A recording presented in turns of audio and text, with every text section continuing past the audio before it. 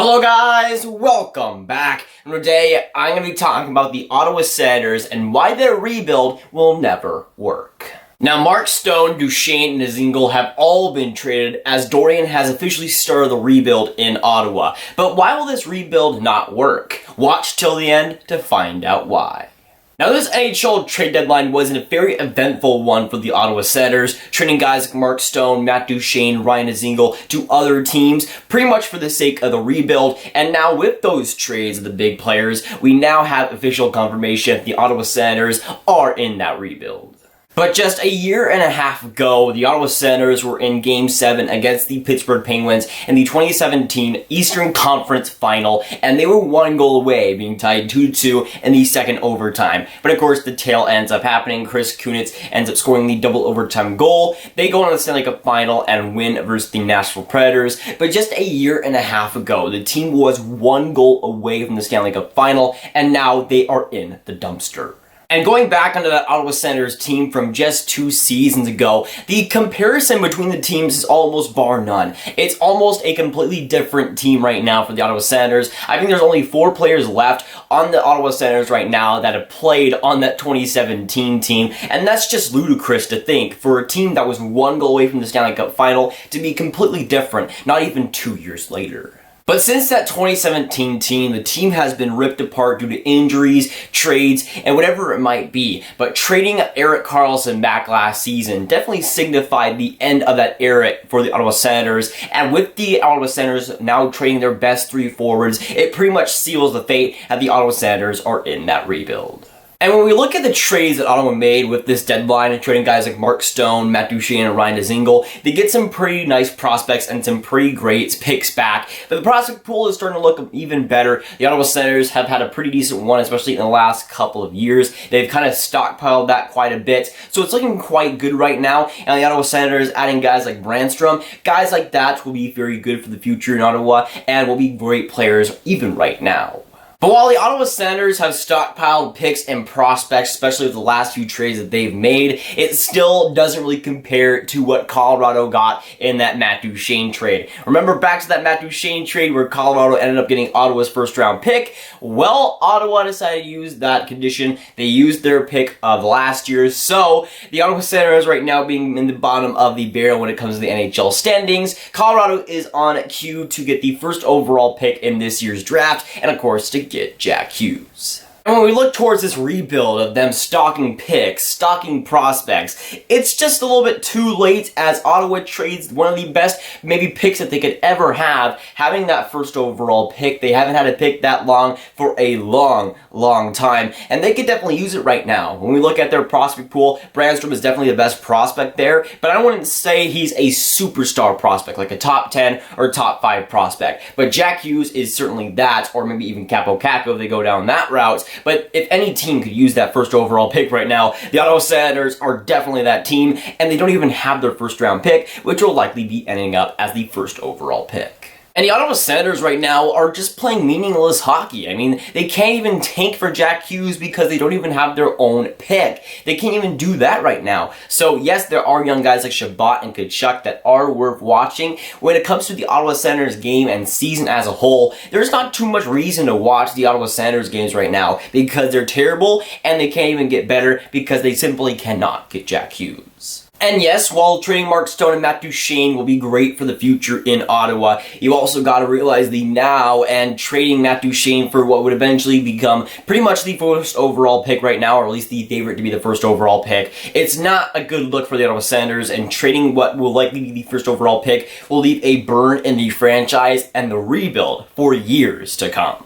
But I cannot wait for Gary Bettman to go up to that stage and say, Colorado, with the first overall pick, with Ottawa's pick, select Jack Hughes first overall. It's going to be an amazing phrase if it actually ends up happening. But even if they don't get that first overall pick, let's say Ottawa still finishes last, the worst Colorado could get is a 4th overall pick. And right now, Colorado also needs that kind of player, but Ottawa needs that kind of draft pick. We've already seen some teams, especially surrounding this NHL deadline, that will not give up their first round pick because they don't want to be in the same situation as Ottawa right now. We saw Winnipeg in that Hayes deal protecting their pick for a lottery, and we saw that. I mean, Winnipeg has almost zero chance to miss the playoffs, but they're protecting it anyways because teams don't want to end up like the Ottawa Senators, regretting that they ever traded their first round pick. When we look towards that 2017 team, the team that almost got back to that Stanley Cup final, there's a huge list of names that aren't on the team anymore. Now, when it comes to the team, or when it comes to the players that aren't on the team anymore, Victor Stalberg, Mark Buffott, Chris Dreger, Mark Stone, Yuri Jokipaka, Frederick Claesson, Derek Brassard, Alexander Burrows, Chris Kelly, Tommy Wingles, Chris Weidman, Ryan Dzingel, Clark MacArthur, Mike Hoffman, Tom Pyatt, Chris DiDomenico, Dion Phaneuf, Kyle Turris, Erik Karlsson, Chris Neal, and Mike Condon square out all the players that were not on that 2017 team. And there's only 6 players left that are still on the team right now that were on that roster, that being Mark Borowicki, Zach Smith, Cody Ceci, Jean-Gabriel Pageau, Craig Anderson, and Bobby Ryan. And out of those players, they aren't even that great, besides Jean-Gabriel Pageau, who is a pretty solid player. But when we look back to the 2017 team, the team that almost got the Stanley Cup final, how would a team that gelled that well and played so well fall so quickly to the bottom of the standings? It's actually a pretty simple answer, and one that is pretty obvious. Now, yes, obviously some bad luck has to do with it. I mean, age and injuries has affected the Ottawa Senators pretty badly. But you don't go from almost to the Stanley Cup final to the worst team in the league just by bad luck. There has to be someone behind the scenes pulling the strings. Now, for the Ottawa Senators and the bad trades they made over the years, it's easy to pinpoint all the blame on Pierre Dorion and say, oh, he's the guy that's doing the bad job. But the reason the Ottawa Senators are at this point, just being 2 years after they almost made the Stanley Cup final, and the reason this rebuild for them won't be successful is because of their owner, Eugene Melnyk. And again, the reason why this rebuild I think will not work, and the reason I think it won't be a success, is because of the owner, Eugene Melnyk. In my personal opinion, again, I think a lot of people know Eugene Melnyk is a bad owner, but I don't think a lot of people know just how bad he really is. Now, the Ottawa Senators, again, 2 years ago, they were able to make the Stanley Cup final, but you don't fall this far from just bad luck, from just trades. There has to be meddling involved, and the owner obviously is the guy to blame for it. But I feel like Eugene Melnyk just runs down through the spiral of the Ottawa Senators, and how that bad they've become, I think mostly is to blame on Eugene Melnyk. And Eugene Melnyk in the past and even today has been very greedy and is notorious for being a guy that is very cheap with his money. Kind of like if Mr. Krabs was an NHL owner. That's not exactly good for the NHL or the Ottawa Senators, though. In the past, Eugene Melnyk has almost saved the franchise for the Ottawa Senators when he first became owner. But since then, especially in the last few years, we've seen the Ottawa Senators kind of be brittled by the mistakes and the choices that Eugene Melnyk has made to save money for himself and the Ottawa Senators. And while saving money I think is fine, if it comes to the detriment of the team and of course the development, that's a bad thing. But Eugene Melnyk hasn't really lost his touch at being cheap and being greedy. And we can just look at the way that Eugene Melnyk and the Ottawa Senators handled the situation with Matt Duchene and Mark Stone. The belief coming into the season was that the Ottawa Senators were bad. They're going to likely keep one of those two guys. Maybe trade Matt Duchene, maybe trade Mark Stone. But the feeling was they were going to have to re-sign one of those guys at least, right? But at the same time, this trade deadline came and passed, and they ended up trading all to Dzingel, Duchene, and Stone, and nobody was re-signed, which is okay for the future in Ottawa, and they get some nice players back and some nice prospects back. But for the Ottawa Senators, not being able to even have contract negotiations with those guys and have serious contract negotiations with those guys is a huge red flag and definitely paints a bad picture on Eugene Melnyk. And we can see that also in the development and the scouting of the Ottawa Senators. We saw that again in the last few years where a lot of their prospects and picks have not developed well, have not played well in the NHL. They've had some decent players come up, but when it comes to their AHL system, a lot of guys have disappointed, especially in the last few years. A lot of prospects who had a lot of praise have pretty much failed in the Ottawa Senators' arms. And the development and the scouting system might have gotten a little bit better in the last couple of years, but it's still not where it needs to be. And even if the Ottawa Senators are stockpiling these draft picks and stockpiling these prospects, it's going to be no good in the end if Eugene Melnyk doesn't spend money to upgrade some of the scouting staff and upgrade some of the development. And you'd think with the current rebuild that the Ottawa Senators are on and the current rebuild that they're emphasizing so much, you'd think that Eugene Melnyk would go out there and get some better scouts, get some better development trainers. I mean, just do something, because with the current staff that the Ottawa Senators have, I mean, pretty much everything is as cheap as you can really come when it comes to the coaching, when it comes to the management, when it comes to everything. Eugene Melnyk has almost perfectly planned this to be as cheap and to be as little paying as possible. And for the Ottawa Senators, yeah, that keeps the costs down low, which is okay for them. It also means the product on the ice and the product in their farm team is subpar. And again, stockpiling picks and prospects is fine for the time the Ottawa Senators are in right now. But if you can't develop those players, and if you can't pay those players when they ultimately become good, there's going to be no use in doing this rebuild. There's going to be no use in doing and getting youthful if you're not going to spend the money on those guys to get the team better and to get the team into a much better place. And that's what I fear for the Ottawa Senators right now, that Eugene Melnyk will come in and say, oh, I don't want to pay Eric Brandstrom $7 million when he's actually worth maybe 8 or 9 at the time. It just scares me for the future of Ottawa, and they don't want to pay those superstar players like Mark Stone, like Matt Duchene. It scares me for the future in Ottawa, because while it's looking good right now, if they don't pay the players what they want, ultimately it'll be no good.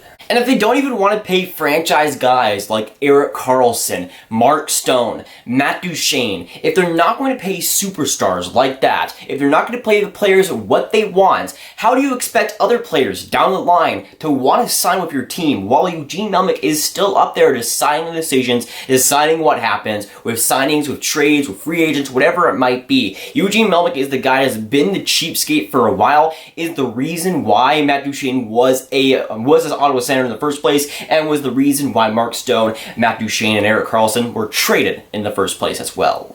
And with Pierre Dorion, I expect him to be pretty restricted with things that he's allowed to say, because it has to be Eugene Melnyk saying them. We've heard so much from his mouth over the last couple of years, it's kind of been crazy. With Eugene Melnyk, we've heard so much at the Centennial Classic a year ago, so much surrounding the state of the Ottawa Senators, that the guy just needs to shut his mouth for a while. And he has been a little bit better as of late with that, but it's still, he needs to be a lot more quiet. And as an owner, sometimes that's just what you need to do, but he has been a loudmouth, and the Ottawa Senators have really been paying for it as well, since they've been a dumpster fire, since he's really been talking. But when it comes to trading guys like Mark Stone, trading guys like Erik Karlsson, we saw with Pierre Dorion's press conference after the NHL trade deadline that it was a part of the rebuild, and I'm sure he was told to say that by guys like Eugene Melnyk. But when it comes to not playing or not paying those guys, not playing those type of players, it is going to be disguised as part of the rebuild. Mark Stone was young enough to be a part of the team when the team was actually good. Let's say they pay Mark Stone, and then in 3 years' time they get a little bit better, they're a lot more youthful, and Mark Stone still at age 29 or 30 can still lead the team and still have a lot of points on the board. But no, let's trade him to the Vegas Golden Knights, get some players back. But I feel like right now for the Ottawa Senators, they're just in a weird spot. They're in this rebuild mode, but I feel like at the end of the pot, when they're at the end of the rainbow, there'll be no rainbow to be on, because with the Ottawa Senators, they're not going to play those players anyways, and Eugene Melnyk is not going to stop being that cheap guy. When it came to Mark Stone, when it came to Matt Duchene, that was a big opportunity for Eugene Melnyk to say, hey, I'm going to pay some of these players so some people around the Ottawa area have some reason to go to Ottawa Senators games. But no, let's just trade them all, go on that complete rebuild, as they call it. But Eugene Melnyk, in the end, is just trying to save money, trying to save his cash and save money for the Ottawa Senators, which, again, is not a bad idea, but the execution of it has been far from good. While the future looks bright for the Ottawa Senators, the reason why things will never change is because of Eugene Melnyk, and as long as he is the owner and in charge of that team, the rebuild will never work.